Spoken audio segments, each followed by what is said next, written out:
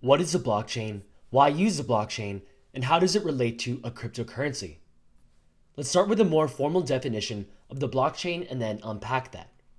Formally, the blockchain is a distributed and decentralized ledger that stores data within a series of blocks that is publicly shared across all the nodes of its network. The blockchain consists of a collection of blocks, and each block acts as a storage unit. It's given a data field, which is used to store information in the block itself. Every block is then given a unique value that looks like a random string of characters. We call this value the hash, since it's generated from a hash function. More specifically, a cryptographic hash function that generates a unique output for every unique input. The input for the block's hash includes the data it needs to store, as well as other metadata about the block, such as when it was created, as well as the last hash. The last hash value, which is for every new block, is set to the hash of the block that came before it.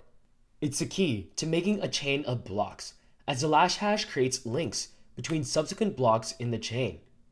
Each new block references the hash of the last block in the current chain. Eventually, thanks to the linkage of the last hashes, we have a chain of blocks, creating, well, the blockchain. Next, let's discuss the significance of the blockchain as a ledger. A ledger is a record-keeping book that records all the economic transactions of an organization. It records payments, contracts, movements of assets, etc. Now, as a ledger, the blockchain serves the purpose of storing transactional data. Beyond that, though, the blockchain is a distributed ledger.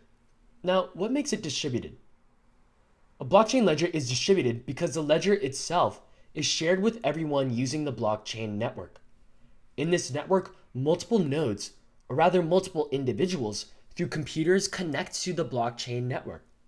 By connecting to the blockchain network, they get a copy of the complete blockchain ledger, with the recorded blockchain history of all the transactions that have occurred throughout the blockchain's life.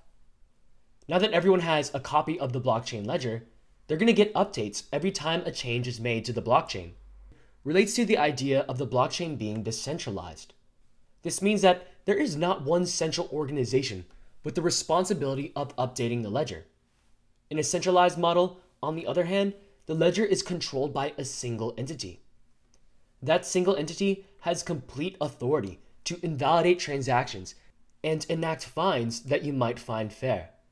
In this system, you have to completely trust the bank, the central organization you're relying upon to record all of your transactions. Now, this stands in stark contrast to the decentralized model, which is trustless.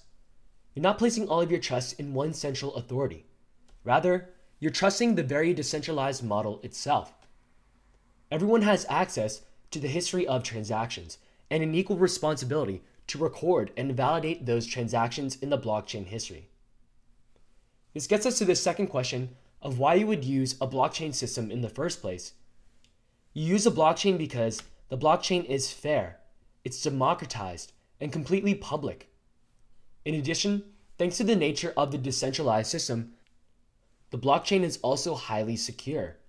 There's not one central point of failure. A hacker needs to only take down one bank in a centralized system to get access to a lot of the data. In the blockchain, the attacker would need to take over thousands, if not millions of nodes and computers to hijack the network. Okay, all of this relates to the concept of a cryptocurrency. You'll often hear people bring up a cryptocurrency as the primary use case for a blockchain. The technology of the blockchain and cryptocurrencies so frequently appear in the same sentence that the concepts have almost become synonymous within culture. Now, cryptocurrencies do leverage the blockchain, but a cryptocurrency is its own technology that has a blockchain as only one of its pieces. Now, primarily, a cryptocurrency is a digital media of exchange. It has three main aspects in its technology. One, indeed it has a blockchain to leverage a ledger, but it also has a concept of wallets and the concept of mining as well. For the first aspect, the cryptocurrency indeed leverages the blockchain. It does so in order to keep a public database of transactions that everyone can access. One question, though, to ask is if everyone has access to the public database, couldn't someone modify the data in order to manipulate the system and transfer more currency to themselves? To prevent such malicious behavior, a cryptocurrency uses cryptography to protect the blockchain, which is the technique of using algorithms to obscure data into hidden, or in other words, cryptic messages. The main application of cryptography is giving individuals the ability to generate unique digital signatures. They're like handwritten signatures, but with far more inherent security, as it solves a problem of impersonation and tampering. In practice, each individual who wants to record a transaction in the blockchain must stamp that transactional data with their signature. Later on, we're going to go into how these signatures work under the hood. But on a high level, essentially the signature is based on a pair of cryptographic keys, where one key is public and the other is private. This relates to the second aspect of cryptocurrencies, wallets. Wallets are objects that store the key pair of the public and private key for the individual.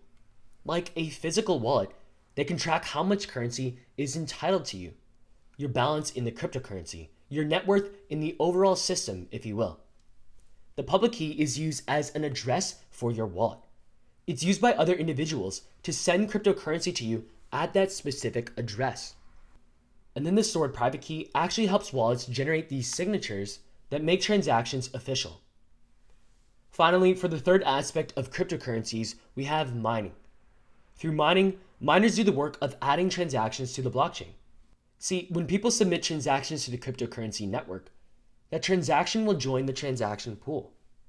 But as transactions are submitted, those transactions will temporarily be in an unconfirmed state. Miners will then take a group of unconfirmed transactions and use them as the data to be officially recorded within a new block in the chain.